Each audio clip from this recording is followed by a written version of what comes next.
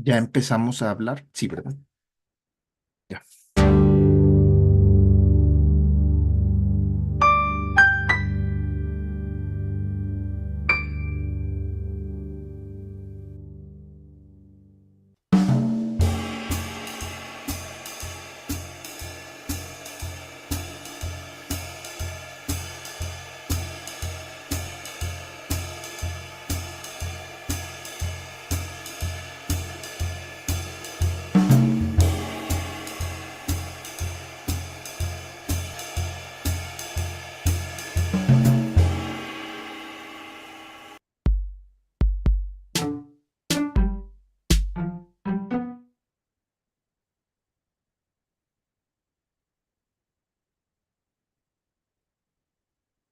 Hola, buenos días, buenas tardes o buenas noches. Bienvenidos a el seminario del subsuelo, Seminario Interinstitucional Internacional del subsuelo a la mesa, de la agroindustria y la construcción de los sistemas alimentarios modernos en el siglo XX. Y como saben, este es un seminario que está coordinado por el doctor Netza Gutiérrez del Colegio Mexiquense, el doctor Federico Martochi de la Universidad de La Pampa, el doctor Oscar Torres Montúfar de la Universidad Veracruzana y yo, Joel Vargas de la UAM Iztapalapa. Y les damos la bienvenida a esta sesión que está muy interesante y que tenemos dos invitadas muy de lujo que en esta ocasión, en donde vamos a hablar de un aspecto poco conocido o que poco tratado en las historias en general de los alimentos, que es el empacado y la mercadotecnia que hay alrededor de los alimentos. En esta ocasión vamos a tener una sesión un tanto apresurada o corta más bien,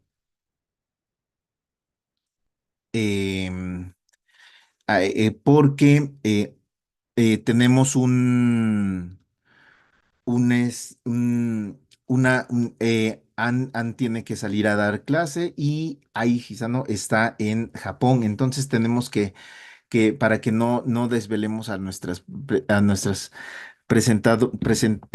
nuestras invitadas. Vamos a darles la palabra rápidamente y para que haya oportunidad de las preguntas y respuestas.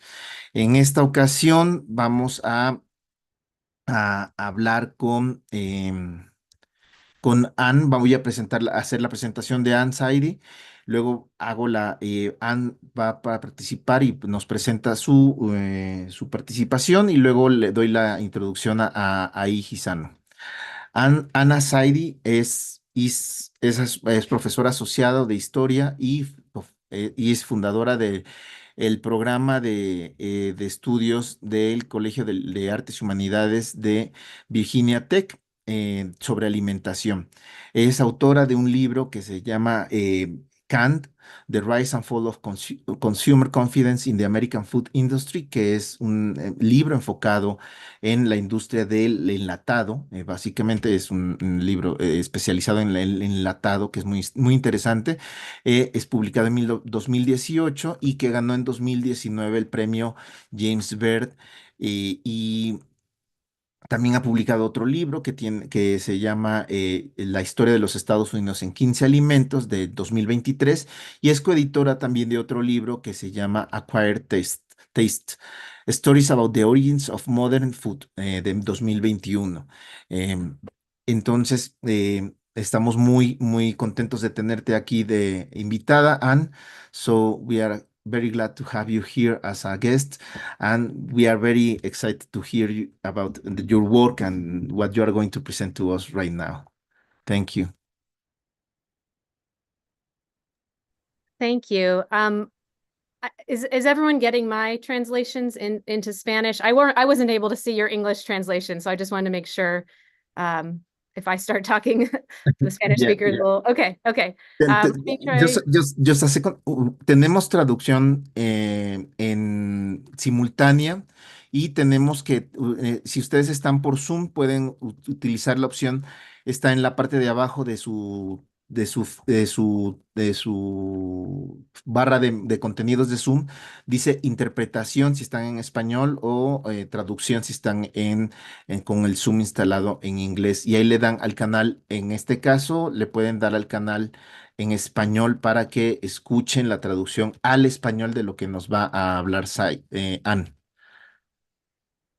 Th- Go ahead, and I'm sorry, but we have to explain where the translation system is activated in the bottom row of the Zoom app. Okay. I might have to figure it out for Q&A because I'm still only seeing Spanish, but we can get there when we get Yeah. there. So let me try to share my screen here and get my images up for you all.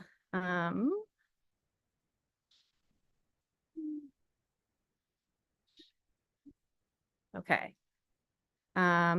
Is everyone seeing only the main slide or all of them somehow? Let's see. Okay. Having a hard. Okay. Well, maybe I'll just begin. Is everyone seeing just my slides, but not my notes? Does this look okay? Somehow it's. Well, I'll begin. We are looking Okay. at your PowerPoint screen, at Okay. your whole PowerPoint screen. Okay. I might have to go with this because I'm not seeing how to be able to see my slides, but my notes, but I think it'll work okay. So, hi everyone. Sorry for technical difficulties. My name is Anna Zeide, and I'm happy to be here today to offer my presentation, which is entitled Grade A Tomatoes, Canned Food Labeling Debates and Consumers in the New Deal United States. I'll be sharing an excerpt from chapter 4 of my book, Canned, The Rise and Fall of Consumer Confidence in the American Food Industry, which you can see the cover of here, which came out with University of California Press in 2018. I chose this particular material because I think it connects the most closely with the theme of today's session, advertising, packaging, and senses in the modern food system, and I look forward to discussing these connections further in the Q&A. Thanks so much to the organizers for inviting me to participate, to my co-panelists whose work I admire, and to all of you for being here. So in the middle years of the 1930s, a can of Campbell's tomato soup sported a red and white label with fancy white cursive lettering. The label also reported, as you can see, that the soup was made by the Joseph Campbell Company in New Jersey, that it was condensed, and sometimes that Campbell's made 20 other varieties of soup. But this was all the information that it gave. It didn't tell us what was contained inside.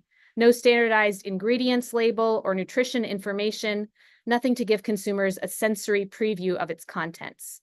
Consumers had to either rely on the reputation of the brand name and its associated marketing, or seek recommendations from store clerks, friends, or domestic advice columnists. Canning companies did not convey any objective quality information directly to consumers. But the thing is that those quality designations did exist behind the scenes, outside of the consumer's line of sight. So if you consider a can of tomatoes, for example, before it was put on the grocery store shelf, it had to be unpacked from a shipping crate in the back of the grocery store. And the crate would have a code marked on the outside, a crate that would be secret and meaningless to an ordinary consumer, but offered full information on quality to the canner and distributor. And this was because of the U.S. Warehouse Act of 1916, which required that canning industry men used quality codes on crates of canned tomatoes to determine how much they were worth, and therefore the amount of collateral the crates represented for financing purposes. So there was this measurement and labeling on the crate, but not on the can. And even before that, before the tomatoes passed through the steps of the cannery, before they were washed and blanched and peeled and packed, they started out on the farm, on the field as a seed and then a fruit. And when they were lying in the field, similarly, the individual tomatoes might have had tags on them indicating grade and quality, which was for the use of growers and agricultural experimenters. Once the tomatoes reached the cannery, they would likely have been evaluated by a government-trained inspector who would grade each tomato as number 1, number 2, or cull. according to quality. And this image shows a 1935 article from the Canner Journal that describes this practice of buying tomatoes by established grades. So as this narrative so far tells us, that there was some form of official grading or quantification taking place at many steps along the line, except in the final stages where the consumer encountered it. Although all those before her in the journey of the can of tomatoes, the grower, the agricultural scientists, the canner, the warehouser, the distributor, had quantitative knowledge of the product's grade, the consumer was left without, forced to make decisions about what she fed herself and her family based on incomplete information. But beginning in 1933, and this is the story I'm going to tell today, government representatives and consumer advocates set out to change that. That year, in 1933, as the federal government grew in response to the unprecedented economic shock of the Great Depression, a debate began to rage in Washington, D.C. about the information on canned foods labels. On one side was what was called the Consumer Advisories Board, or CAB, of the National Recovery Administration, the NRA, which was pushing for grade labels that would offer consumers objective information on quality by grading each can with a grade of A, B, or C. On the other side, opposing grade labels was this organization, the National Canners Association, which was the major trade organization representing the canning industry in the United States. The former group, the NRA, the CAB of the NRA, in the context of the Great Depression and New Deal, believed that empowered consumers were necessary for a revived economy. Grade labels would offer consumers the power to choose wisely and get the most bang for their buck. They would give consumers a solid foundation for trust, mitigating the opacity of canned food by offering a kind of window into the can. But the canners from the National Canners Association pushed against grade labels for a variety of reasons. They claimed variously that the grade labels were unreliable, difficult to enforce, or not what consumers actually wanted. And each side was steadfast in its view. This whole grade labeling debate helps us to understand the complex and changing relationships among the canning industry, consumers, and scientific and governmental experts in the 1930s. This decade brought a turning point in these relationships and set the canners on a path that would lead them toward the modern food system that we know today. Whereas canners had previously complied with regulation that modified industrial and agricultural practices in the name of gaining consumer trust, by the 1930s, the canning industry was not interested in having the government sort of tell it what to do. They began to resist this intrusion. And instead, the industry came to rely more on its own strength and position in the American economy to push for autonomy in winning over consumers. The canners turned to the ascending fields of marketing, advertising, and branding to more directly influence their audiences. And we'll see how advertising became central to this process.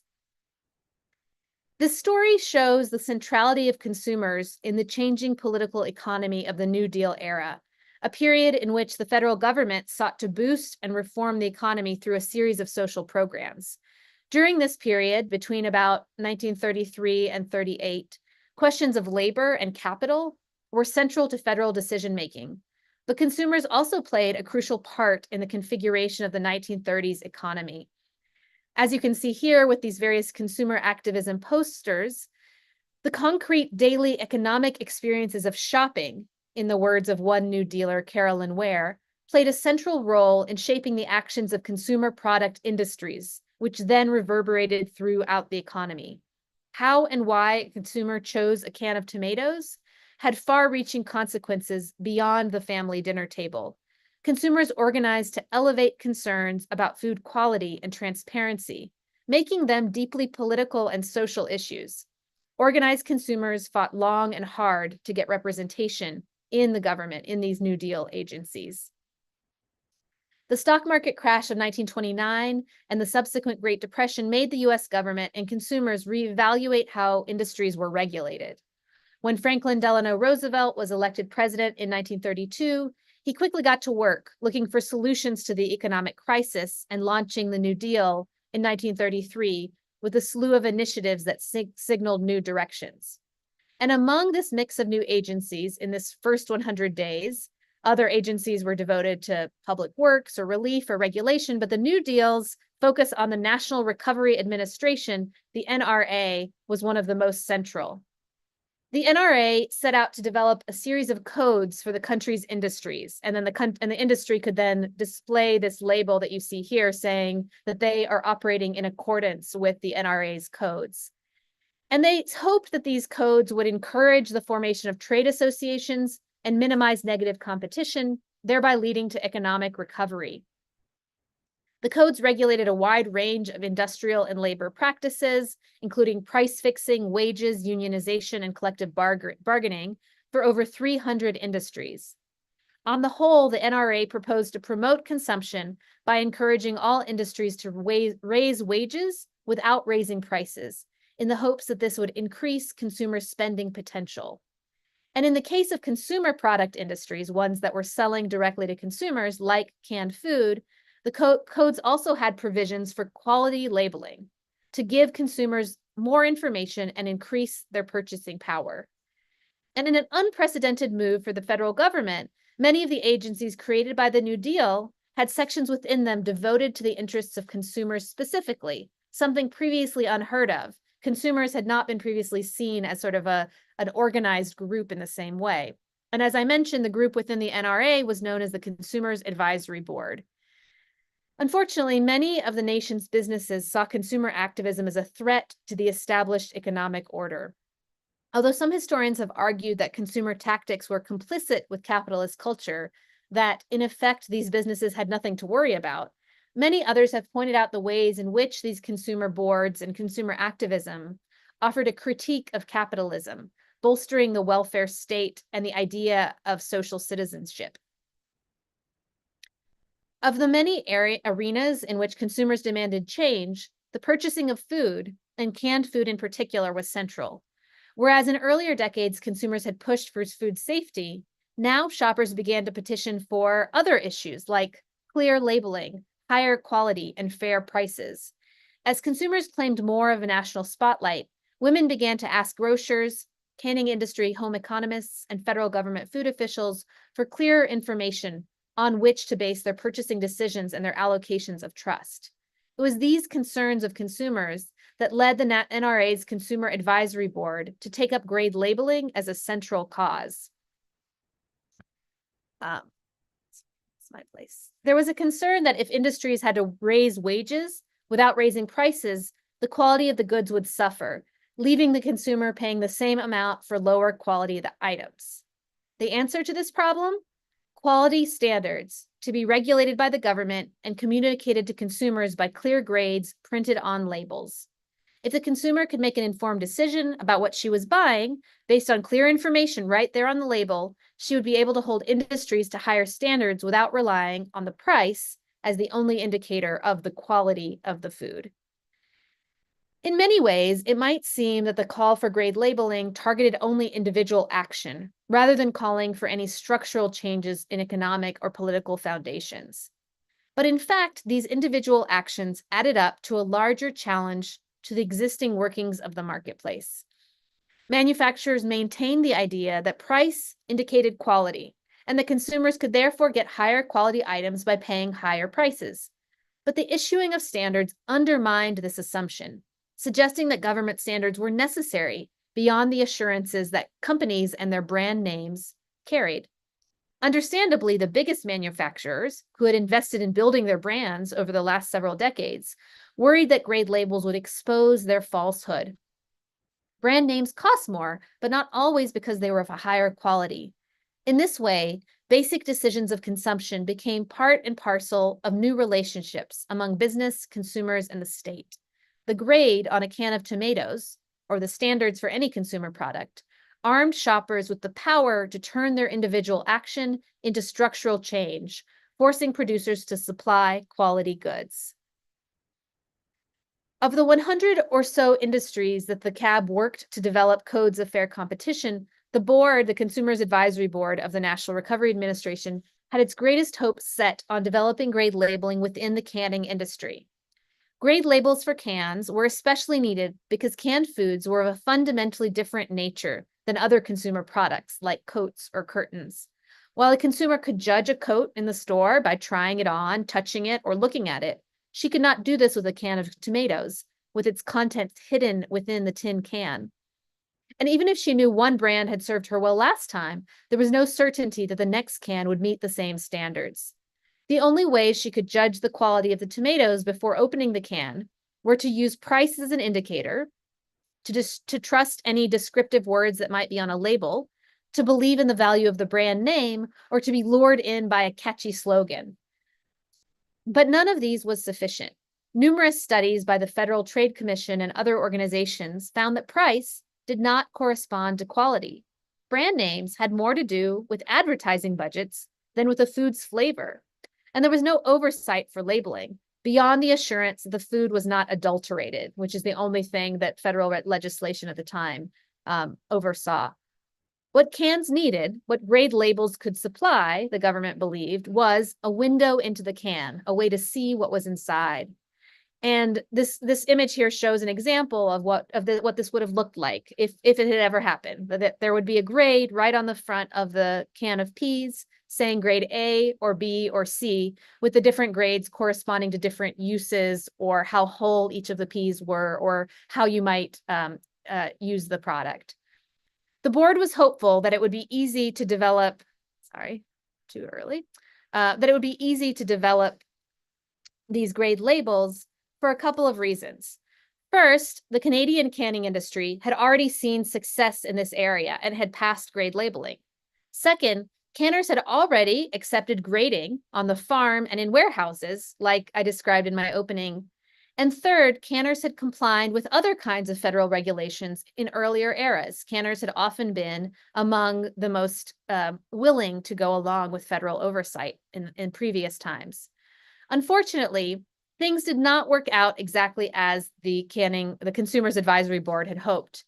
One trade editorial remarked, "The canning industry and the NRA Consumers Advisory Board resemble nothing so much as two armies that have dug in for a war of attrition."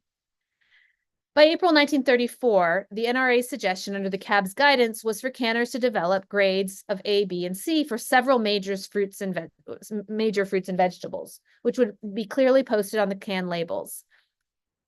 And by September 1934, the Canners Committee countered the NRA's suggestion with their own suggestion of descriptive labeling that would have looked more like this. So the idea of the NRA's Consumer Advisory Board was the single can on the left, whereas the canners came back with the proposal of having descriptions of what was inside on the right. They agreed that consumers needed information, but they wanted this information to be qualitative rather than quantitative. For example, in proposing descriptive labeling, P.L. Gowan of the Campbell Soup Company said that cans of tomatoes should carry objective terms speaking to three different factors of appearance: style of the pack, proportion of solid material to the liquid, and the color as an indication of ripeness. A label on a can of tomatoes might then read whole pack, solid pack, and red ripe, along with the weight of the contents and an indication of whether any salt was needed. The label would also carry a statement that described what each of these terms meant. So the image here offers a few examples, and here is another from another can of peas of what the label may have looked like. And these were, remember, none of these were actually passed. These were all kind of proposals from both sides in the midst of this debate. The NRA administrator, however, did not believe that descriptive labeling met the goals of the Consumer Advisory Board's push for quality labeling and rejected the canner's suggestion. At the heart of the debate was how each side pictured the consumer, the implicit driving force of this whole acrimonious debate. Consumer advocates and the canning industry alike both admitted how unknowable the consumer was, and at the same time were happy to speak on her behalf, claiming they knew her desires. And I'm using the female pronoun explicitly because consumers in these cases were pictured as women, typically middle and upper class white housewives who had no producer status, often in nice hats and dresses, as pictured here. And there are several images throughout these slides, and the women have a very common look throughout these imagined consumer images. There were efforts that canners made at trying to survey actual customers to find out who was buying their products, but in a variety of ways, these surveys were biased and incomplete. The reason canners gave for their opposition to grade labeling were many. They claimed that food quality was too hard to measure and put an A, B, or C label on, that it was too costly, that it would lead to a decrease in overall quality, that women wouldn't buy low grades, and that women weren't educated enough to even understand the grades in the first place. Many outside observers thought that large, successful canners were actually just trying to protect their brand identities. And although canners sometimes mentioned this motivation, they downplayed this mercenary reason in favor of much more grand claims, like those about the irreducibility of food quality to measurement. Unlike other industries that dismissed NRA demands outright, and there were some that said no to the codes, the canners knew that something was needed to appease the consumer demand for information. However, they wanted to set their own terms rather than merely giving in to the government proposal in this case. Some outside observers believed the canners' objections came mostly from these larger canners who had developed name recognition through their national brands and feared losing some of this cachet in the face of grade labeling. Because some canners, like Campbell's Tomato Soup, had invested so much in promotional advertising to build up their brand, they relied on this intangible equity and competitive advantage and feared that grade labels would undermine that and would destroy much of the goodwill value of a brand name. And they imagined that consumers, like this woman in the picture with her fur stole on, were asking for brands by name at the grocery store, that they were not looking to grade labels, but to the brand quality itself.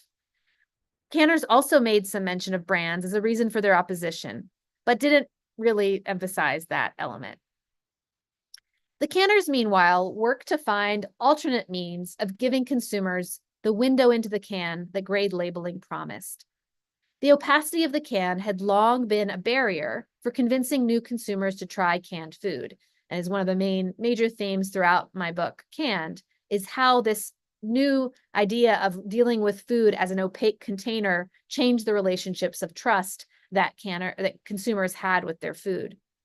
Many advertisements throughout this period from canning companies tried to use images to show what was inside, displaying tasty meals behind the veneer of a graphically transparent can. And they used other methods as well to try to overcome this reality that consumers didn't have a way to see what was inside. One company, as you can see in this ad here, called Visual Display Incorporated, tried to make a profit out of this problem by creating a gadget of curved glass that fit on top of the can and had a small sample of what was inside. And you can see this image here. One woman tells another, the visual display sells because it tells the consumer what is inside the can. And you can see this can that she's holding has this little piece on the top that offers a transparent view into the inside. But of course, the food inside this glass fixture had to be treated chemically to fix its color and had a crystal clear jelly employed to hold the food firmly in place. Methods which presumably were not used inside the can, and of course, therefore, gave only a partial sense for consumers to understand what was in the can. And again, these visual displays would be identical across 1,000 different cans and not actually tell consumers anything about what was in the individual can, again, undermining this kind of quality oversight that the government hoped to provide through its grade labeling proposal. Consumer advocates argued in favor of grade labeling because the methods that consumers typically use to choose among different cans, as I've mentioned, both brands and prices were both insufficient. And there were many, many studies that were that were done to show that this was indeed the case, that higher prices did not correspond to higher quality once the cans were opened, and that brand names that sometimes charge at a premium did not correspond to higher quality. And to illustrate the scope of the problem, C.T. Schmidt of the Consumers Council of a different New Deal agency, the Agricultural Adjustment Administration, that was also very engaged with questions of food and agriculture, observed that when the consumer in 1928 wanted a can of corn, he had to choose, here using the he, had to choose from among 4,500 brands, and all of them labeled with equally glowing and meaningless description of their quality. Indeed, the descriptive labels that would have been put on these cans had these glowing descriptions that really didn't give any difference among different cans.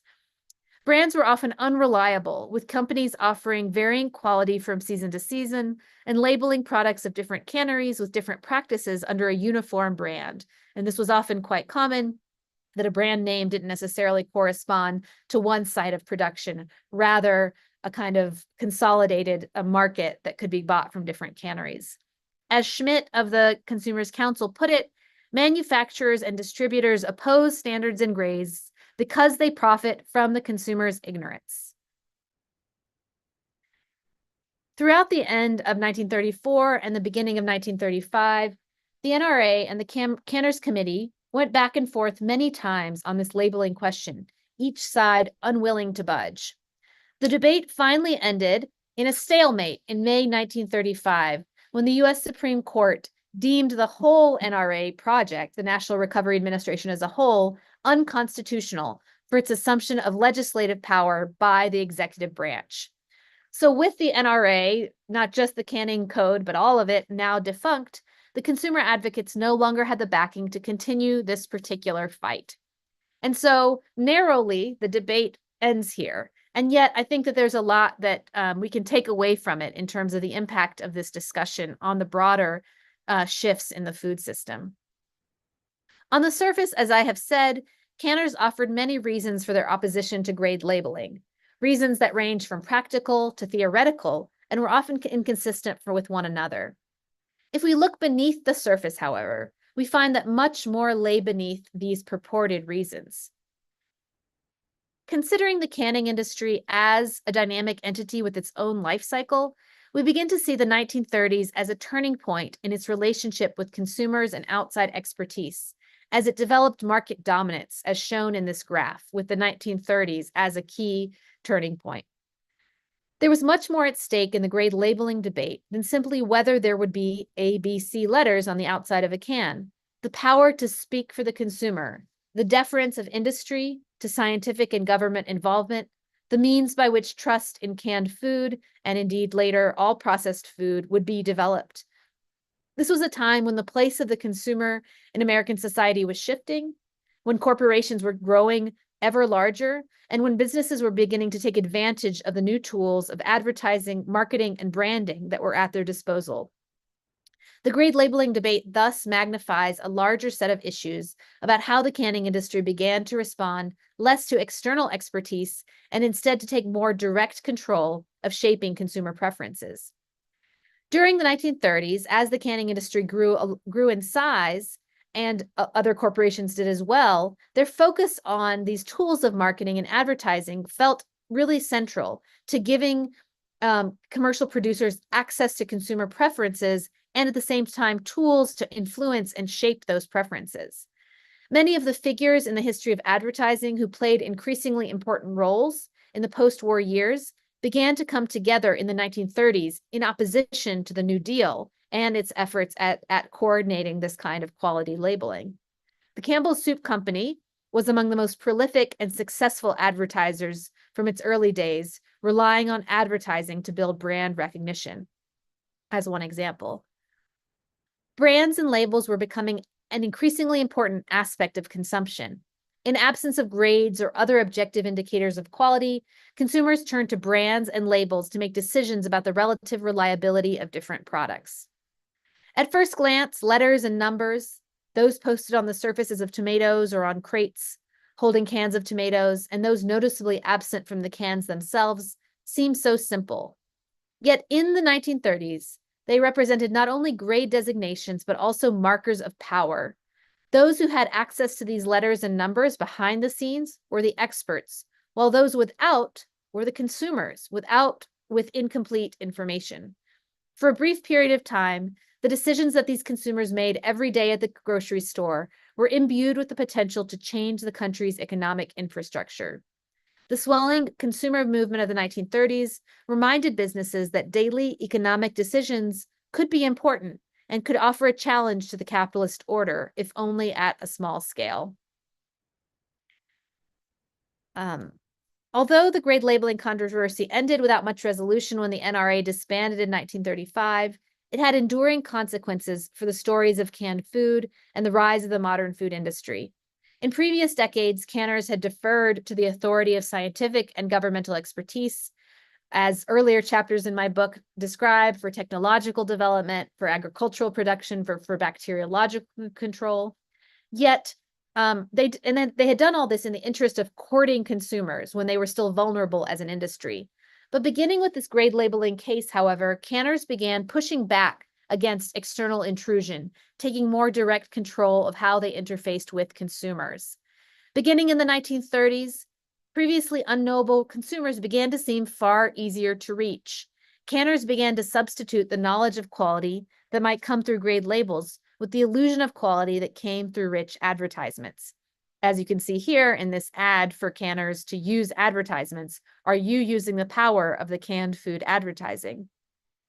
They tried to make the opacity of the can a positive attribute instead of a negative one, offering consumers fantastic visions of what was inside rather than a more realistic window into the can. These visions came to be associated with specific brands, which companies believed would be undermined by grade labels that cut across brand distinctions. This transformation signaled a turn in the direction of the modern food system, with its resistance to government regulation and its emphasis on advertising and, frankly, often consumer manipulation.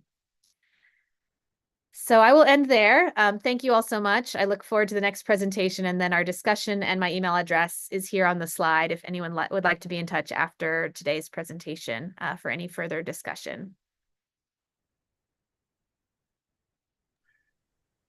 Thank you, Anne, and thank you, and I just want to remember everybody that we are going to have we are having a translations real-time translation. You have to go to the bottom row of your Zoom application and you have to press the interpretación in Spanish or maybe translation in English, and you have to select the Spanish channel in order to listen to the translator too. So that's the channel that the translator is working on. Y bueno, les recordamos que ya tenemos traducción simultánea y en la parte de abajo del Zoom tienen una barra con el botón de interpretación donde está la traducción simultánea y tienen que seleccionar el botón de español para escuchar la traducción al español de la presentación. Thank you, Anne. Anna, you find the button? No, maybe it's there is another I see the button that is. interpretation button, but when I click either English or Spanish or original audio, it doesn't. You have to select the Spanish. Okay. Okay. I hear myself being translated into Spanish, but I don't hear that your Spanish being translated into English. So I wasn't sure for questions or how we would understand them. I wasn't sure. Okay. Right now we are going to chat with the translator in order to make the translation available to you for the questions. Thank you, Anna, for your presentation. And as you can see, we have like this combo of presentations, which is one after the other. They mix very well because Hisano is our next presenter. I'm going to speak in Spanish, I'm sorry. Muchas gracias por la presentación, Ana, como van se unen nuestras dos presentaciones muy bien, porque tenemos ahorita enseguida la presentación de Hisano, que ella es profesora asociada de la Iniciativa de Interfacultades de Estudios de la Información y de la Escuela de Graduados de Estudios de la Información Interdisciplinarios en la Universidad de Tokio, en Japón. Ella está en Japón en este momento. Ya es muy tarde para ella. Muchas gracias por estar aquí. Thank you for being here at this time of your night. Ella se especializa en historia cultural y de los negocios, en estudios del capitalismo, y en el desarrollo, en la historia del desarrollo de tecnologías y en la historia de los sentidos. Es maestra de estudios americanos de la Universidad de Tokio y tiene perdón, un doctorado en historia por el programa Haley en la historia del capitalismo, tecnología y cultura de la Universidad de Delaware en Estados Unidos. Estuvo una estancia postdoctoral de historia de negocios en la Harvard Business School en 2016-2017 y ha dado clases en la Escuela de Graduados de Economía de la Universidad de Kioto. Su primer libro, que es muy interesante y que justamente engarza con esta presentación, es Visualizing Taste, How Business Changed the Look of What You Eat, que es un libro que trata sobre la mercadotecnia de los sentidos, la mercadotecnia para los alimentos en estos y que ganó el premio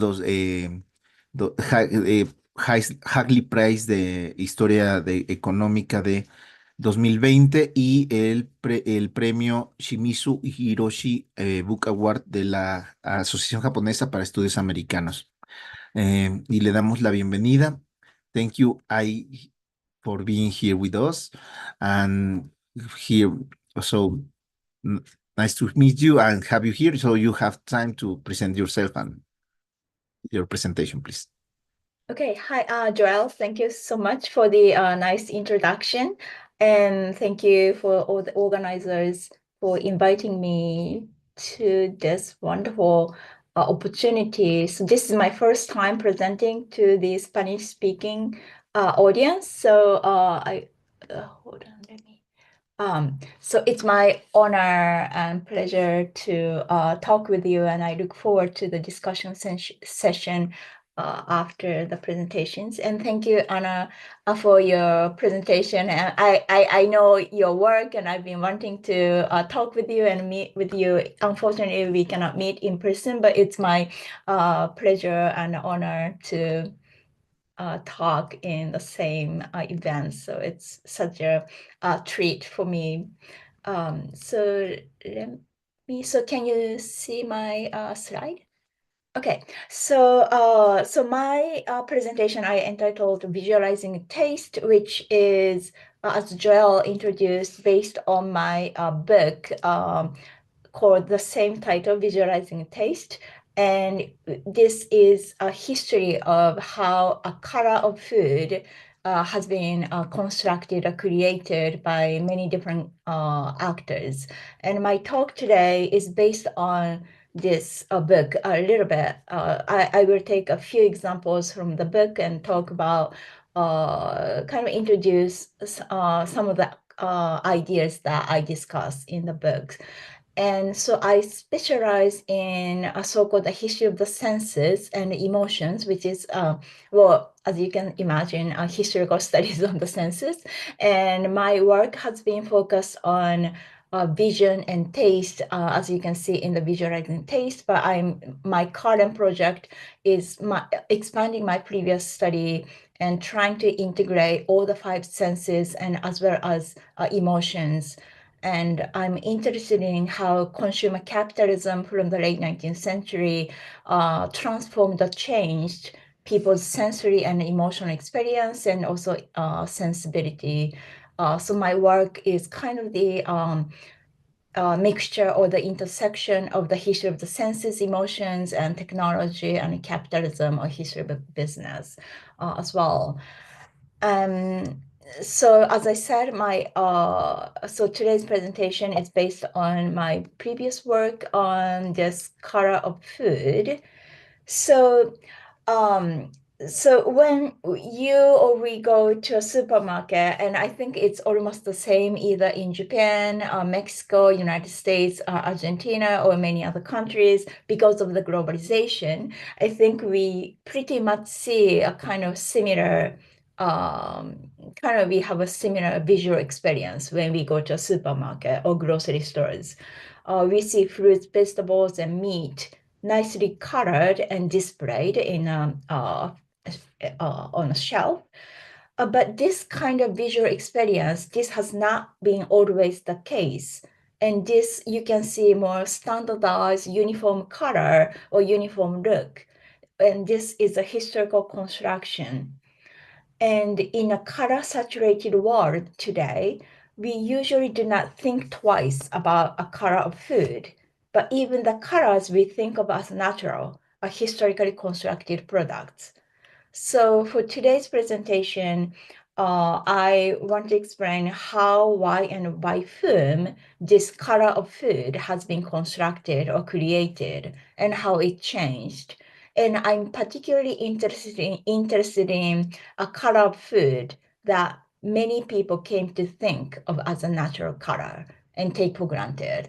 So there are color of candies, for example, or processed food, which are not necessarily related to the taste, like the color of a cake, for example. But I'm more interested in a color of fresh products, fresh food, like oranges, tomatoes, meat, that we associated with the certain specific color that we think of natural. And this kind of ideas about naturalness, my argument is that this ideas about naturalness associated with the color of food is a historical construction, and I will explain in the presentation how that idea has been constructed, particularly in the late 19th and early 20th century. And by looking at this color of food, I'm interested in how our visual environments we see today have been created and changed over time because of many, many different reasons. And today, because of the time, I will give you two specific examples to explain this change. And the first example is banana, the color of bananas, and because of the globalization. And the second example I will discuss is the color of meat or packaged meat, as you see in this slide on the top, and in relation to a change in our retailing system that almost the same retail system that we have today. So, so before I move on to these specific examples, I want to show you I want to give you some kind of historical backgrounds or context. So food business or food industry has been interested in the color and appearance of food. And as you can see here, this is an advertisement by chemical company DuPont, which manufactured cellophane, a transparent packaging film. And DuPont was marketing this cellophane transparent film by emphasizing how the color or how the appearance of food is important for food producers and food retailers to sell their products. So they are saying seeing is selling. So if consumers could see inside the product would sell. That was the kind of the phrase that DuPont often used in selling cellophane. And another advertisement here is this was advertisement for a refrigerator or this shelf for meat. And they were also emphasizing how important it was, how important the visual experience of the color of meat was important in selling the product. And lastly, this is an advertisement for, again, a chemical company which sold food additive to meat packing companies, and emphasizing that color of ham was quite important for selling cured meat products. So as you can see here, and these are just some of the examples that I found in my research, and there were many other advertisements and articles that emphasize the importance of color or the appearance of food for the food industry. So why the color of food is important in the food industry? It's kind of obvious, but the color or visual element of the food became even more important in the late 19th century, I think. And this color in the food industry is a pioneering or early example of the employment of sensory appeal in the food business. So food business began to do research on not only color or visual elements, but also flavor and texture of food products around the same time in the late 19th century to sell their products. And as I explained later, this was because of, well, partly because of the beginning of mass production and mass consumption, especially in the United States. So this was an early example that we can see how business began to employ mobilize sensory experience in their manufacturing and marketing strategies. And also color became a powerful communication tool for the food industry. It was a kind of sign for consistent quality, as I think Anne explained in the case of the canned products. Color or the appearance could show the consumers the quality is always consistent by showing standardized color.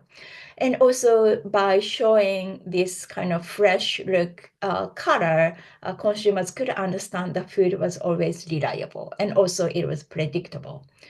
And also the color could show the color served as the presentation of flavor or taste.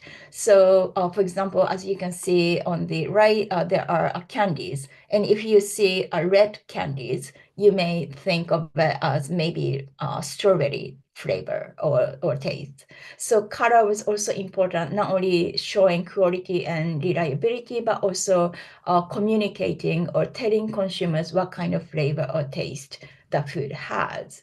So the color of food had a quite different different function, I guess, than other consumer products like automobile or fashion or refrigerators, for example, which these consumer products color were important because for variations, novelty, or corporate brands. But food, for the case of the color of food, people had some preconceived notion of how food should look. So companies had to create this or had to create a color of food that would suit what consumers expect it to be, which is what I call a natural color of food products. And as I mentioned earlier a little bit, color of food became even more important in the late 19th century because of the mass production and mass marketing, which United States pioneered since the 1870s.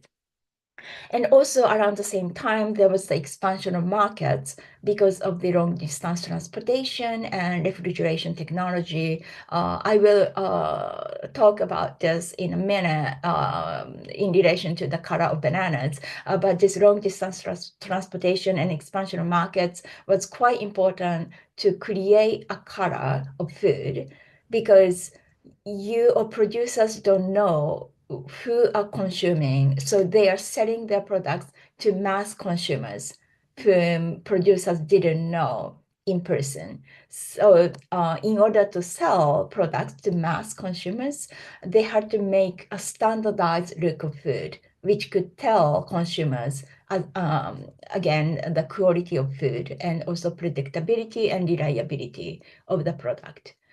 And also a little bit later in the 1910s and 1920s, there was the beginning of a new retailing system, which I will mention in a minute.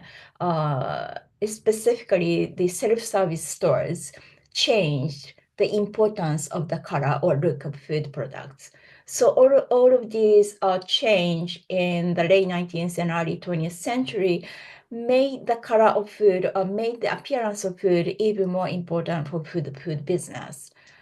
And because of this, it was necessary for food producers and food marketers and retailers to standardize food regardless of seasons or regions, so that consumers could see the quality standardized or standardized quality of food products. And it was not only for processed food, but also agricultural produce as well. And the consequences of this standardization of food and also mass marketing, mass production was not only the standardization of color itself, but also the construction of standardized ideas about natural color or standardized ideas about how food should look. So there were two kinds of standardization. Standardization of food itself, it's a physical standardization. And the second standardization is the standardization of people's perception or ideas about color of food products. And so let me explain in a more specific way by introducing two examples. So one is, as I mentioned, bananas. So this is a lithograph painting or mass-produced printed image created by a lithograph company in 1871 in the United States. And this kind of image was distributed to or sold to middle-class consumers around this time, and this kind of image became quite popular for middle-class households to display the images in their living room or bedroom in the house. And this particular image was titled "Fruits of the Tropics." And you can see fruits from the tropics. And in this sense, here, the tropics means tropics for the United States, for American consumers. And in the middle of the center of the image, you see two different kinds of bananas. One is One is this kind of brownish skin bananas. And the second one is this yellow bananas. And in many parts of the world, except those banana producing regions, we see today mostly this yellow variety in the supermarket. But back in the 1870s, even in the United States, in the American market, consumers knew there were two different kinds of bananas because both red bananas and yellow bananas were sold regularly at a grocery store. And this image indicates that people had some kind of familiarity with these red bananas and yellow bananas back then. And another kind of evidence that people knew about red bananas in the late 19th century is this cookbook published in this particular version was published in 1884. And this book, Mrs. Lincoln's Boston Cookbook, was quite popular among middle-class women in the United States. And you see here the recipe for dessert called tropical snow. And here the recipe calls for 6 red bananas. And they ask for red bananas without explaining what red bananas were. And this indicates that the audience or reader of this cookbook, meaning middle-class American women, knew what red bananas were back then. So red bananas were not as common as today, but still it was popular or it was widespread enough for many people to understand what red bananas were. But by the turn of the 20th century, as banana consumption grew, banana producers and food shipping companies tried to produce more bananas and import more bananas from Central and Latin America to the United States. And because of this intention to increase the production and import of bananas, fruit shipping companies began to grow only yellow bananas. And that was because yellow varieties had a thicker skin than red bananas. So these yellow ones were better suited for long distance transportation. And gradually, United Fruit, this is a fruit shipping company, and other American fruit companies' plantation began to grow only yellow bananas. So this kind of the globalization of commodities led to plant only one variety of bananas in this case. And that created, or that made all the marketing of bananas and advertisements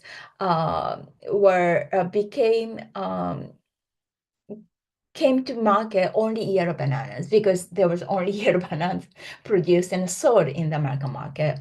And people began to understand bananas' natural color as yellow, at least in the American market, and later in other parts of the world, including Japan and Europe and some other parts of the some other countries as well. So this was because of the globalization and efficiency for transportation. The color of food, what people think of as natural color, became standardized. And the consequences of this was not only the standardization of the color of bananas, but also there was consequences for environmental issues as well, and also labor problem as well. And because of this kind of monoculture economy and agricultural impacts, the soil became quite weak and subject to some kind of diseases back then and later in the 20th century as well. So many banana plantations suffered some banana or plant diseases. And also because of this mass production bananas, producers used a lot of fertilizers, which had physical impacts on the laborers who were working for this banana plantation. So just because of the globalization and expansion of the market, the banana color became standardized to become yellow became the universal color for many markets, and also these environmental consequences as well. And so this was the example of the globalization. And the next example I want to show you is the transformation of retail system. So you can see these two images quite similar, sorry, but this left side of the image is the butcher from the late 19th century. So if when customers went to this store, meat store, these butchers cut the slice of meat according to the customer's order, like what kind of parts of the meat they want or how much they wanted. So butchers cut the meat on site. And on the right-hand side of the image is a kind of meat section in a supermarket later in the early 20th century. So you still see kind of people standing behind the counter, but the right side is a part of the grocery store business. And this eventually became self-service like this. So when meat was sold at the butcher, as I said, the butchers cut the meat according to the customer's order, and it was still kind of a butchers treated the animal fresh and sold the cut of the meat to the customer. But as the self-service store began to appear in the 1920s and 1930s in the United States, and the grocers needed to keep a fresh red color in the package, because there was no person, no butcher behind this counter to cut the slice of meat according to the customer. The point of self-service was to get rid of the people who are actually working behind the food counter. So grocers had to package this cut of meat in this film but it was quite difficult for grocers and packaging companies to create this special package to keep the meat color in fresh red. And so, and because of this difficulty of keeping the red color, the self-service system came quite late for meat section in a grocery store or in a supermarket. So some other products like dried goods sold in a grocery store were sold on a self-service system, but only the meat section stayed as a counter service, like this on the right side of the image. But eventually, as the new packaging film was invented, finally in the mid-20th century, in 1946, invented by the chemical company DuPont, gradually self-service meat expanded nationally in the United States. So this is a kind of simplified version explaining the special film that DuPont created. So they coated the film or cellophane with a special chemical so that they can keep the red color of meat inside the film as a fresh red color. And in addition to the creation of this film, grocers began to use many different ways to sell a red-colored or sell the cut of meat and to make it fresh red. So they use special kinds of lights to make meat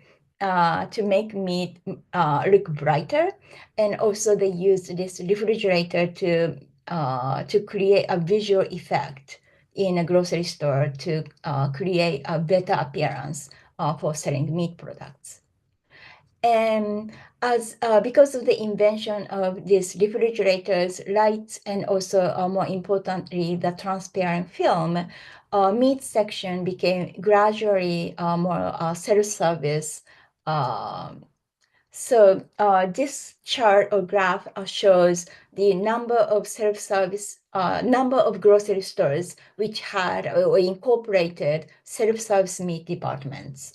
So as you can see, after the invention of the DuPont cellophane was 1946, and gradually in the late 1940s until 1950, the number of self-service meat departments increased steadily.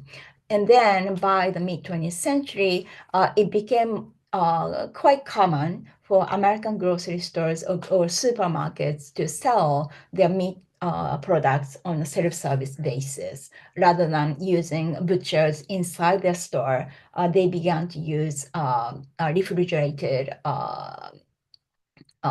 meat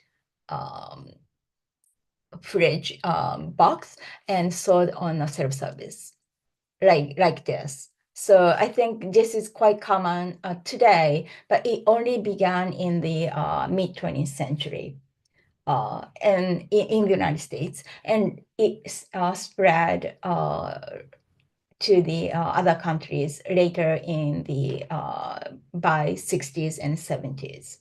So by the middle of the 20th century, this color and also visual order, as you can see, it's quite standardized appearance, the entire store and the entire shelf. So this color and visual order and also cleanliness became crucial factors for retailers to present the freshness of food products sold in self-service supermarkets. And you can imagine also probably like a fresh produce as well. Vegetables and fruit sections also became quite colorful and kind of clean space in the supermarkets. And this colorful and also vision-centered environments transformed not only how consumers purchase food products because of this self-service system, but also how they understood food quality, specifically the freshness of food in the case of meat and fresh produce. So this represented by the color of produce and meat, freshness became what the geographer Susan Friedberg called industrial freshness, engineered and constantly controlled by producers, distributors, and retailers, and presented in sanitized and standardized stores. So you can see here a little bit of the fruits or produce section and also meat section as well. So this entire visual effects and visuality became quite important in selling food products. And it was not only for, again, this control or the control of the color became important, not only for processed food products, but also, I think even more important for this kind of natural produce, agricultural products, and also meat products as well. So to conclude, so I didn't have much time to explain all the agents that were involved. Particularly, I didn't have time to talk about government in particular today, but various agents like farmers who grew bananas in this case, or meat packers or meat producers, and also food processors, chemical companies like DuPont, government, and consumers. This wide variety of agents or people helped create what people think of as a natural color of food, as a hybrid of nature and technology. So I'm arguing here that naturalness is historically constructed concept or idea as a hybrid of naturalness or nature and technology. And this nature or naturalness is not necessarily a reversion or back to the past, but a reimagination of the natural in the context of highly mechanized manufacturing process and advances in modern science and consumer, in particular in consumer capitalism. So people wanted, even today, people want maybe natural food, but that naturalness does not mean that people want to go back to like 17th or 18th century nature, but that's a nature in the technologically advanced society. And this case of history of the color of food indicates the management of color in the food industry constitute a crucial part of the broader story of business mobilization of the senses, not only visual, but also odor, smell, and vision, tactility, all the senses in the capitalist development. So over time, many different companies and business institutions have created an entirely new sensory world. So today I show how the color of food became standardized from the late 19th century till the mid 20th century. But beyond this food industry, I think we can see not only the visual change, but also how our sensory world changed over time. And like the color of food, other sensory experience, like the smell of the fresh air sold at the drugstore, created by air fresheners or the deodorant, or the sound of ocean waves used as a relaxation music sold in a music store, have become standardized and also detached from their temporal and spatial contexts. So in this way, artificial worlds have become kind of our real worlds. So again, this kind of natural or the nature of fresh air or ocean wave or the sound of it became part of our artificial natural world that we experience in our everyday lives. So people create the nature of their own imaginations or at least this imagination of corporate marketeers. So, so today's presentation in the vision or the color of food indicates this the creation of naturalness, nature, and how that influences our or people's sensory experience and how that changed over time. So thank you very much.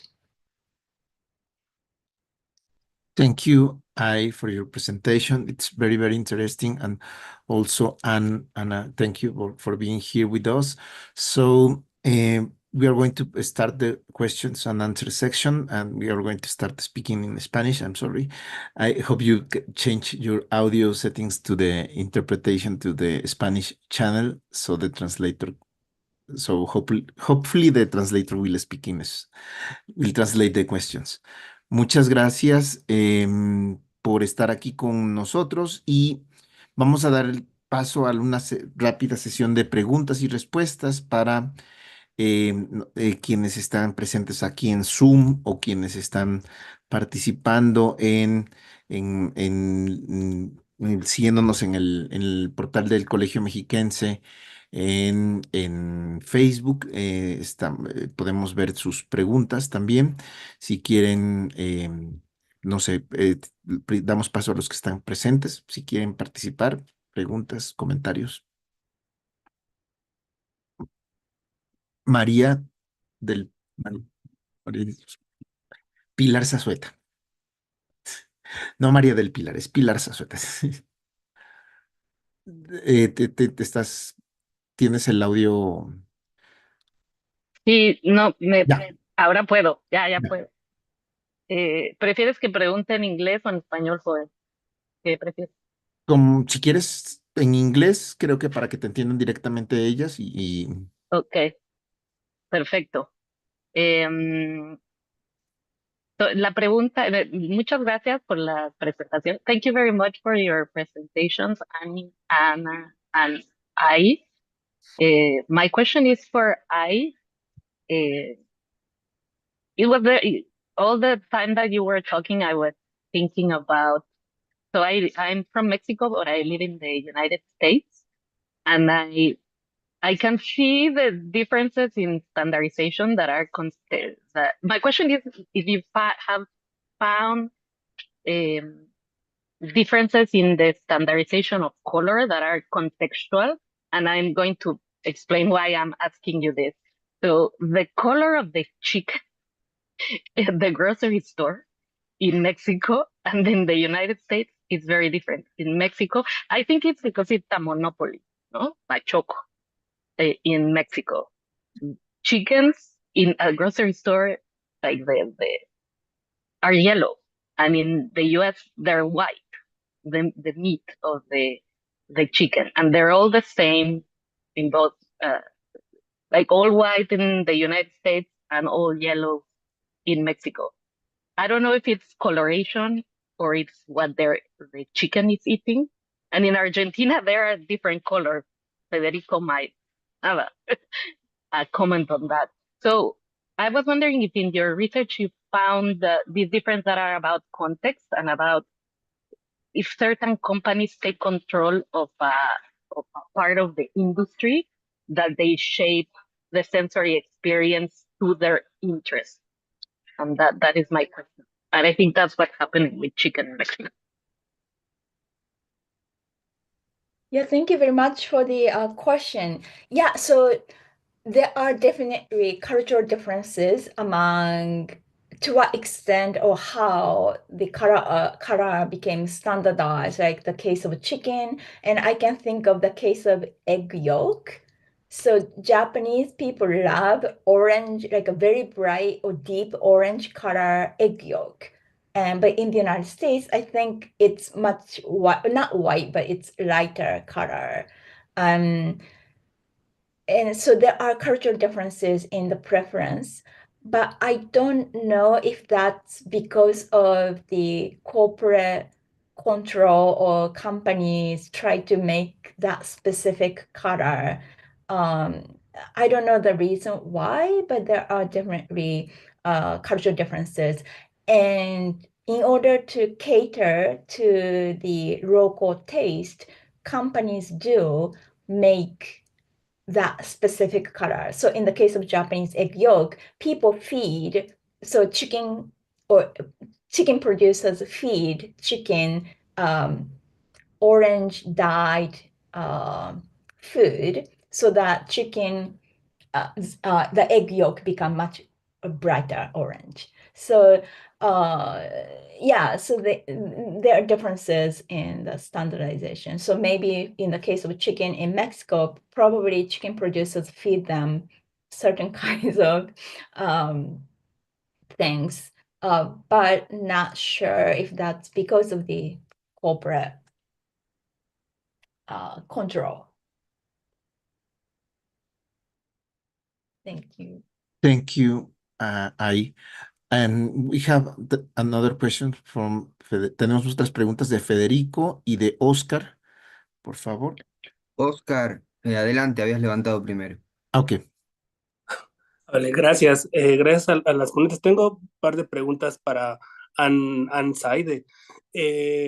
La primera, la comida enlatada actualmente, además, digamos, de los tomates o de la carne o lo que uno tenga dentro de las latas, pues tiene aditivos para estandarizar el sabor, o sea, grasas saturadas, azúcares, sodio. Entonces, lo que yo quisiera saber es si en los años 30 también se comenzaban a añadir este otro tipo de sustancias, ¿no? Para, pues, crear para crear un sabor estándar y la apariencia de cierta alimento de calidad.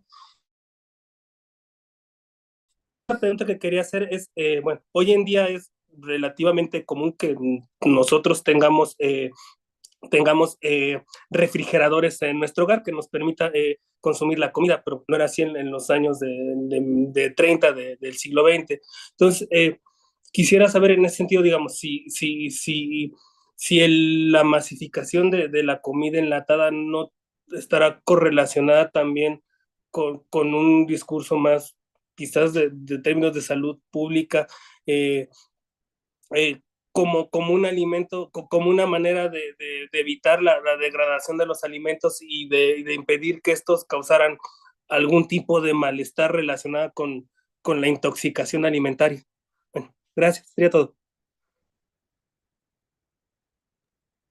Gracias, Oscar. Thank you for the question. I'll try to take a couple different things that I think you asked about. One I think is the question about kind of what the additives are going into the canned food. And one thing that's really interesting in the early 20th century and in the early days of the canning industry is that a lot of canners really prided themselves on the purity of their products. And in fact, on the fact that the canning process allows for preservation without the need to add salts or vinegars or sugars or so many of the kind of preserving ingredients that had so long been part of the preservation process and still characterized other things like, pickles or jams or things that required other inputs. Whereas canning, the miracle of the technology was that simply high heat and a vacuum seal could create this enclosed environment that doesn't allow bacteria to grow. And so it's technically possible to can anything with no addition of any kind of preservatives. And canners were very proud of that fact and really promoted it as a central part of how they differentiate themselves from other kinds of food preservation practices. The main exception there being salt. Certainly, salt has been used to help develop flavor and help with the preservation process throughout the canning industry's history. And still today, it's probably the main kind of mineral concern when it comes to the healthfulness of canned foods. But it's not necessary. You can with no sodium added. And so I think that some of the debates that I was talking about did have to do with the canner's desire to say, we have this purity of content. We don't need an ingredients label because what's inside is just the main ingredients. The tomatoes are just tomatoes. And yet what the government insight was trying to say is that, yes, tomatoes are just tomatoes, and yet how ripe they are, what the quality of them, whether they're whole or not, what the flavor is, how early in the season they're picked, that all of these things are also variables in the quality of the food. And so I think it's interesting because I think a lot of the debates around processed food today does have more to do with these kind of additives, right? These preservatives, these chemicals. But even outside the concerns about these additives, there's still just the food itself, because food is a natural product. It has this natural variation that goes so against the standardization that the food industry desires. And so to even talk about various grades, reveals the myth of standardization, that food is always in some ways natural and therefore resists standardization. And what do we do with that fact? So I think that's a key interesting takeaway of that story, and certainly connects to Ai's presentation as well. I know there were other parts to the question. I can't remember what the others were. If we want to move on or come forward. Adelante, Oscar. La otra pregunta tiene que ver con con los refrigeradores, y si esto no se correlacionaba con una idea de que la comida enlatada evitaba que se degradara y que pudiera causar algún daño, algún tipo de intoxicación alimentaria.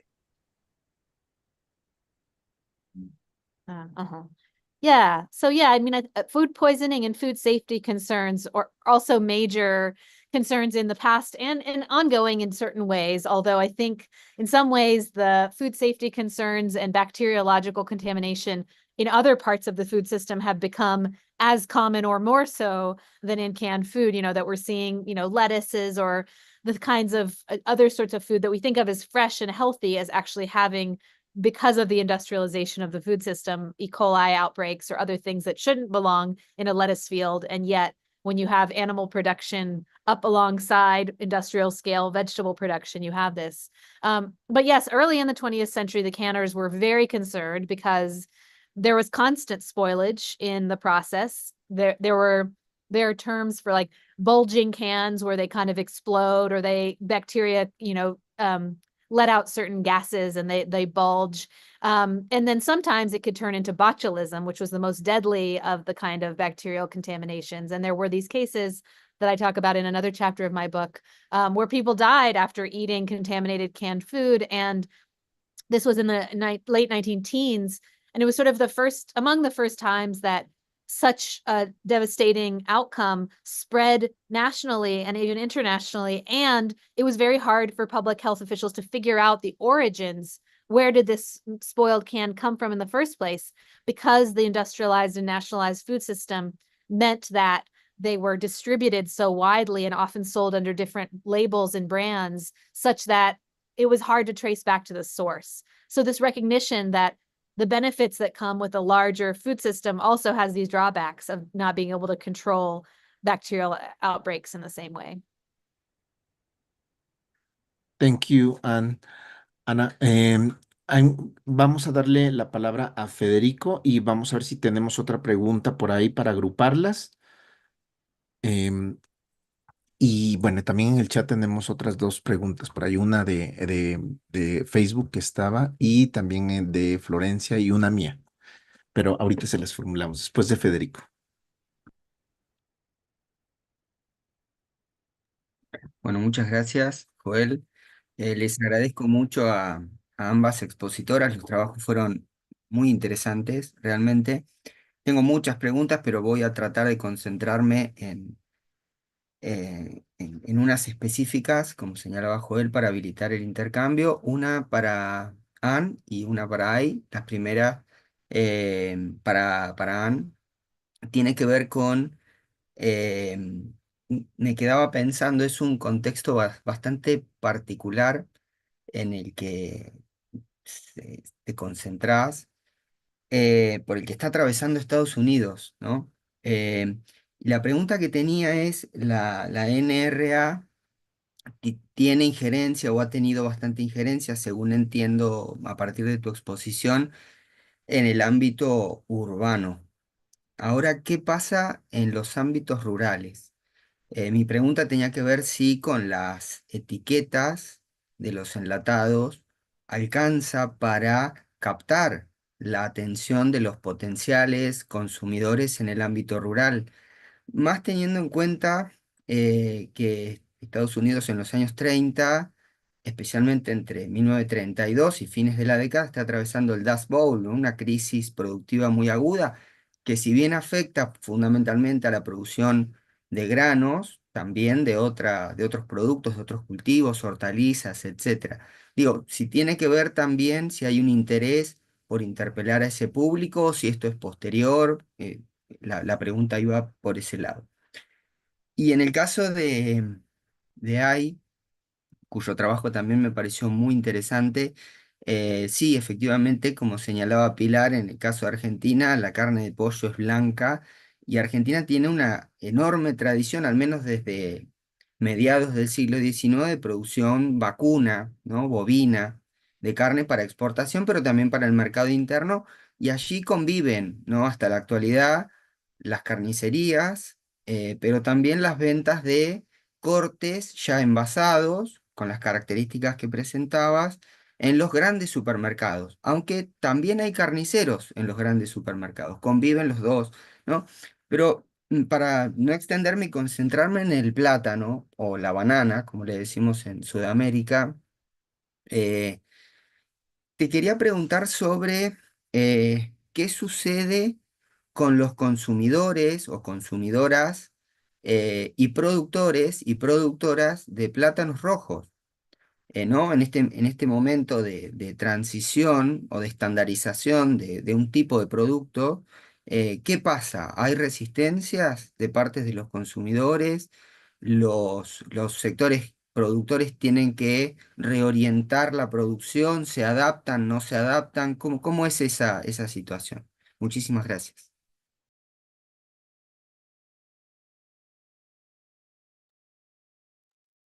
If you want to answer both Anna I- and Said and I. Yeah, I can quickly go. As I understood, the question was sort of about how these regulations would have affected rural consumers and then production of products that would have been going into the cans. I think that's what I took to.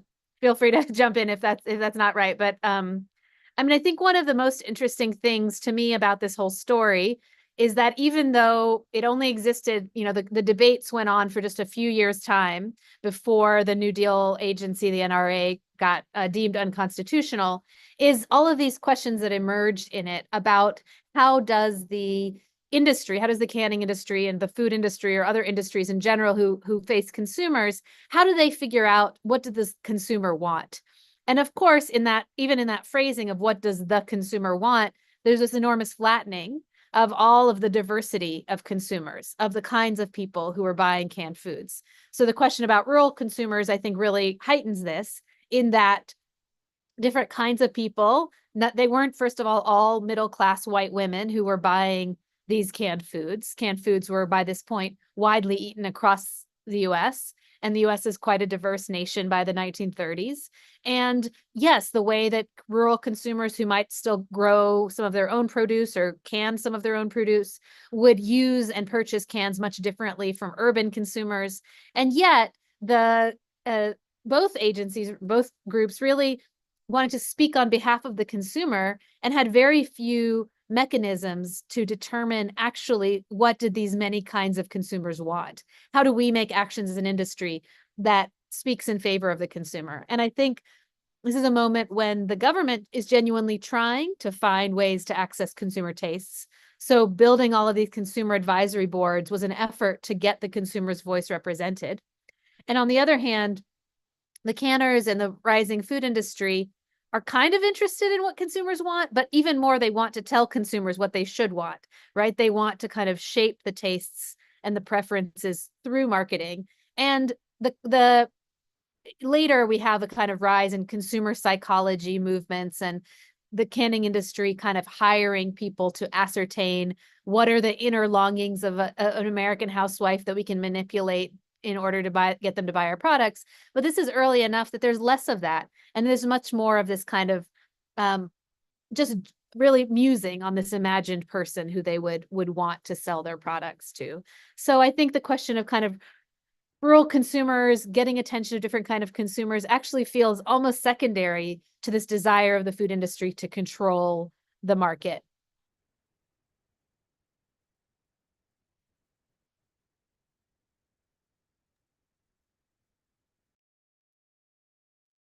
Thank you, Anne. If you Okay, hi. Yes, thank you for the question. That's actually a great question, and I don't know the answer to that question. So there may have been some resistance against kind of the decrease of red bananas because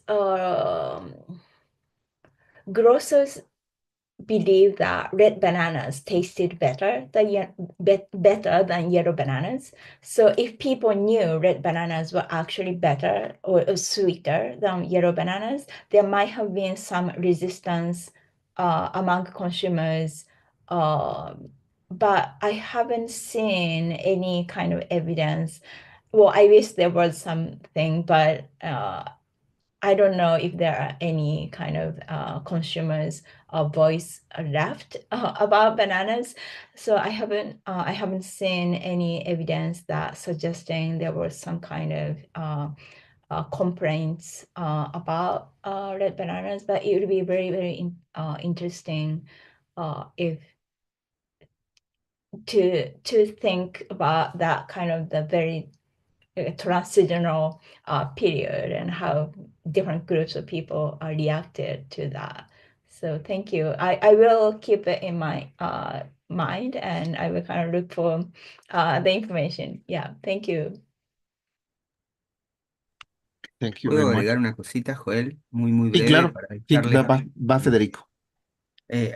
No, al contrario, el agradecido soy yo y me parece que, por supuesto, la investigación siempre uno recorta en función de los intereses de cada uno.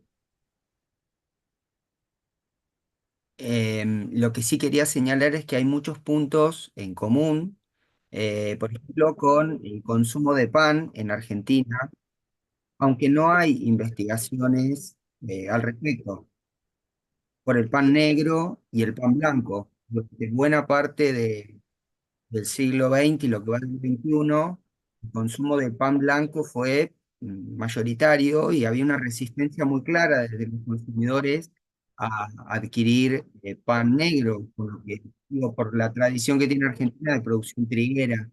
Y ahí habría puntos de coincidencia para poder explorar bajo tu ilustrativo trabajo ese tema en nuestro país. Así que muchísimas gracias. Thank you. Gracias, Federico.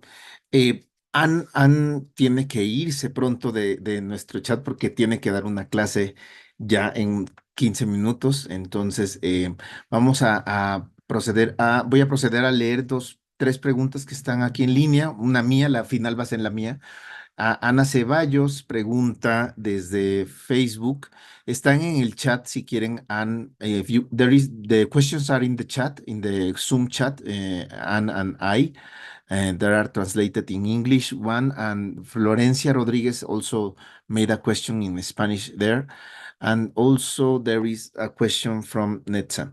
I'm going to I'm going to allow Netza to speak so he can ask a question. Netza, por favor. Hola, primero agradecer a Ana y a ahí por su presencia aquí y me parece que son trabajos muy brillantes y abren muchas alternativas de análisis para México, América Latina. Yo nada más tengo dos como cosas que reflexioné a partir de esos trabajos y en realidad son para ambas. La primera es, estaba pensando en los procesos que abren tanto el enlatado, el envasado, esto de DuPont o los colores, y pensaba en ejemplos que he visto en México y que creo que pueden extenderse a muchos lugares, que es la aparición de laboratorios en las empresas dedicadas a la industria alimentaria, que quizá vino aparejada con esto No sé si tenga que ver, Ana, con el periodo de 1930 o posterior, y con la búsqueda de colores y sabores en la comida. Y no sé si si algunas disciplinas científicas o técnicas fueron particularmente alentadas por los procesos que ustedes investigan. Esa es la pregunta primera.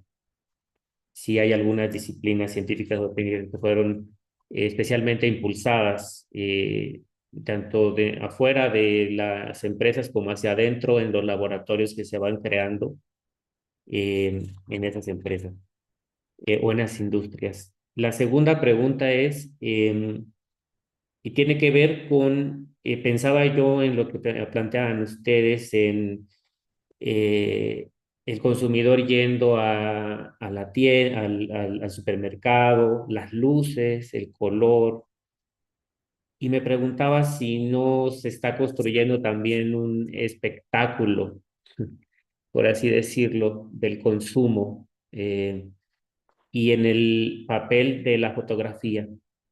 Es decir, la fotografía como un medio para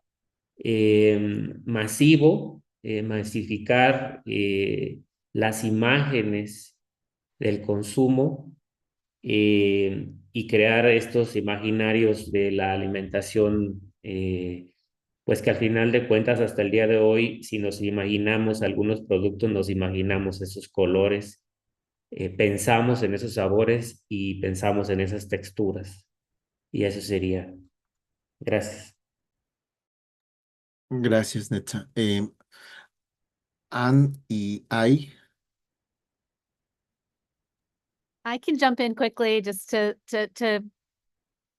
give a quick response that kind of covers both questions in a sense, which is one of the central arguments of my book, Canned, that I drew this from, is in some ways that the major emphasis of the canning industry, and I argue that the canning industry kind of gave rise to the broader processed food industry that is so dominant today, that the shift in emphasis really went from being much more focused on science and scientific practices, laboratory practices, as the key to building a consumer market in the first half of sort of their lifespan. So from about 1880s to 1930s, the main things that the canners were working on was developing relationships with scientists, funding scientific research across sort of technology, bacteriology, agricultural science, that they saw genuinely sort of improving the quality of the agriculture and the process as the key to winning over consumers.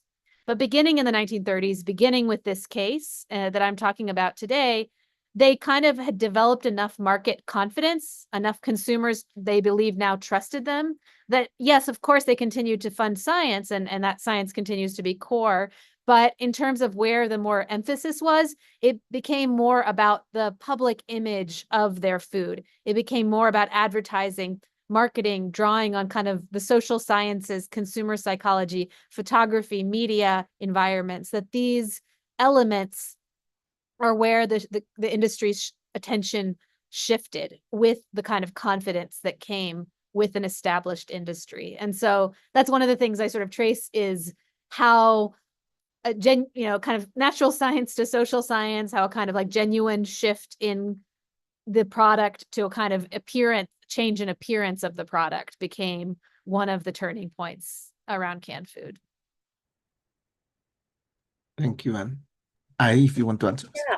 So just quickly, so for the first question about kind of scientific discipline and research institutions, for the research on color, the government, the national government was quite important, and there was even a laboratory called Color Laboratory within the U.S. Department of Agriculture, and they did a research on color additives, food additives, and also the color of food products, including agricultural produce as well, to, as Anne said, to make regulation and also the grade standards as well. So yeah, so the scientific research was quite important, and the government played quite a crucial role in not only in the color of food, but also food, the food products, the research on food products more in general. And your question about photography is quite important one, I think. And I think, well, the photography became important, but before the photography, I think color printing was also key, which became quite widespread in the United States in the 1930s. So many advertisements became color published in magazines, and not so much in newspapers, but popular magazines. It became color in the 1930s. And as I showed, the cookbook was all kind of written texts without any images or even color images. But once people came to see these color images in advertisements, people in New York or people in California, like across the country, they were seeing exactly the same image with the same color. So I kind of argue that this color printing created a kind of imagined community that people could understand the color in the same way, rather than just reading a text, imagining how the color would look like. So the color and later photography, I think, had a quite important impact on how people think of how food should look.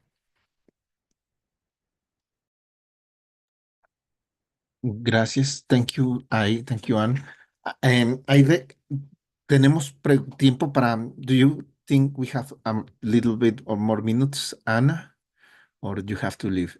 I probably have 5 minutes. Yeah. Okay, 5 minutes. Okay. So there are a couple of questions hay unas preguntas en Facebook y una pregunta aquí en el chat. La pregunta de Facebook está formulada por Ana Ceballos y dice: la opinión de las ponentes sobre el debate en Estados Unidos que se ha estado dando desde hace algunos años sobre el etiquetado de bebidas fermentadas, específicamente la kombucha. ¿Qué opinan sobre las regulaciones en torno al alcohol que pretenden aplicarse a productos que, como la kombucha, no son no son bebidas alcohólicas en el sentido tradicional? ¿Qué opinan de las normas de etiquetado que pretenden aplicarse a productos que no pueden estandarizarse? Pues no están pues están en una constante transformación. Me imagino que está pensando Ana Ceballos en el pulque, una bebida tradicional fermentada mexicana. ¿Y qué opinan de las normas de etiquetado dejen fuera del mercado a productores artesanales y pequeños productores? Esa es una pregunta. Está también aquí en el chat del Zoom una pregunta de Florencia Rodríguez, que agradece las presentaciones, y una pregunta para Anne. No me quedó claro por qué en la década de 1930 se comienza a solicitar más información en las etiquetas. ¿Sabe si esta mayor preocupación por la información en etiquetas impactó en más agencias y profesionales de diseño gráfico?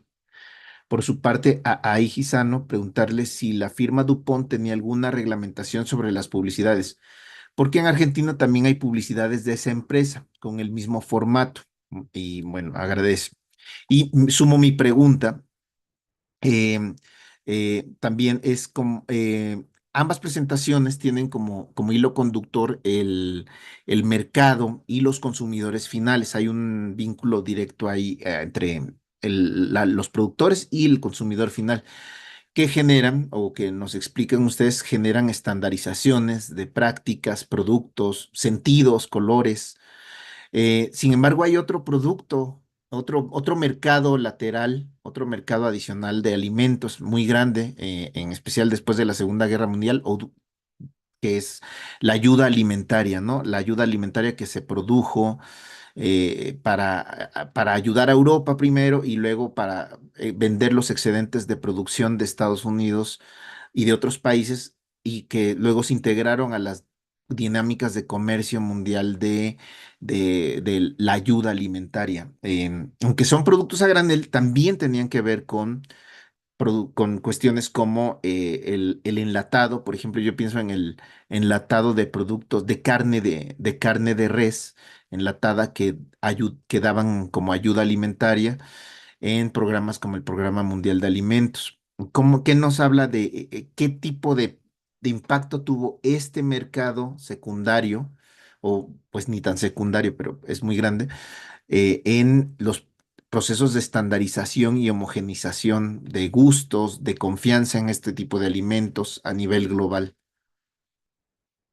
Y esa es la pregunta. Y ya le cedo la palabra.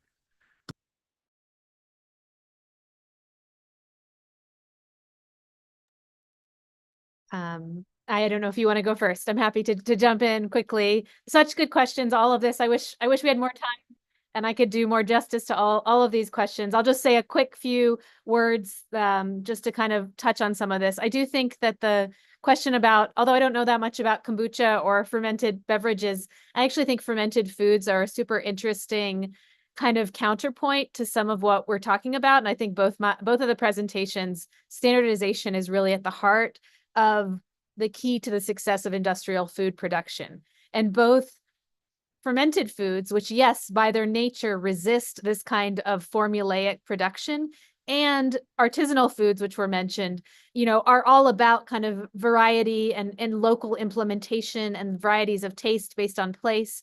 And all of these things create real conflict and tension for industrial food systems, which function based on the ability to standardize, the ability to flatten variety, and to create something that is replicable. And I think that to me, there's really interesting conversation to be had in that place where those foods do get standardized, because it takes away the function, the essence of what those kinds of foods are. And I think Ai's presentation about kind of the reducibility of meat to these red plastic covered things, not a living animal anymore, but this identical red packages, really makes us think about the tensions between industrial food and the origins of where that food comes from, which is natural processes.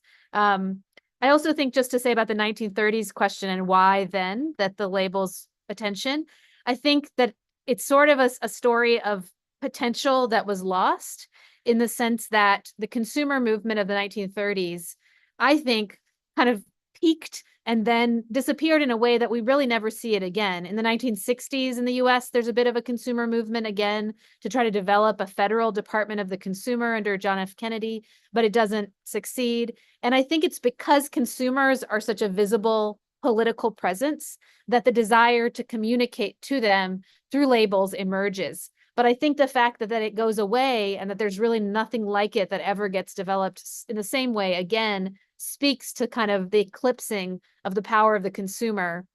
The power goes to the companies rather. And then quickly, just on the food aid question, again, I can't do justice to it, but I think that canned food is very key to food aid in World War II and after, because of its ability to be preserved and shipped and somewhat, to some extent, standardized. But I also think it highlights the question of when it's about hunger and when it's about simply feeding a hungry population, some of these distinctions about higher quality versus lower quality, for better or worse, kind of goes out the window, and you have a different understanding of what food is as basic sustenance rather than something to be tweaked and perfected. And I think that's also a really interesting space for exploration. Thank you, Anne. Voy a despedir a Ana porque se tiene que ir. She has to leave and she has to go teaching classes. So I'm going to give you your time later. So thank you, Ana, for being here with us. If you have to leave, we understand everything. Okay. Thank you all so much. I wish we had more time to talk, but thanks again for the invitation. Thank you. Now you have your time. Okay, so just quickly, so I don't know about the DuPont's regulation or restrictions on advertisements. I haven't looked into that specific advertisement, but I would love to see the Argentina version of the DuPont advertisement. So sorry, I don't have much any further information about that advertisement. And So I think Anne covered most of the questions, but maybe for the last question about the issue of trust and food, which is quite important. I think Anne also touched on the issue of the kind of creating trust and how consumers attach or I guess develop trust towards certain brands. And I think the standardization, so I think the way in which consumers develop trust toward food or specific company changed over time. And back in the 1920s and 30s, standardization, standardized color or standardized taste became a source of trust because it would provide consumers predictability, reliability, and also a sign of quality that people can get the same quality, same standardized, relatively high quality. But I think back later in the late 20th century and even today or 21st century, consumers began to doubt whether if standardization is a good thing. And I think that it's becoming even more widespread, particularly maybe younger generation. And that's probably because of the I think the impact of capitalist system, that the influence on environments and also people's livelihood. So I think the standardization, which was used to be the source for trust, became a source for distrust, I guess, later in the 20th century. So I think that's kind of the change is quite interesting, and companies had to change their strategies in producing and marketing their food products, as well as I think other consumer products as well. So I don't know if I answered that question, but yeah, that's kind of what I think about the trust issue. Ok. Thank you, Ai. Muchas gracias a Hisano, que se acaba de ir, y agradecemos a todos los que están de este lado del mundo, que todavía estamos de día. Para Ai ya es muy tarde, ya es la 1 de la mañana casi. Y agradecemos que hayan participado en esta sesión tan interesante, donde estuvimos hablando de estos temas sobre el asunto del empacado y la mercadotecnia de alimentos, que muchas gracias.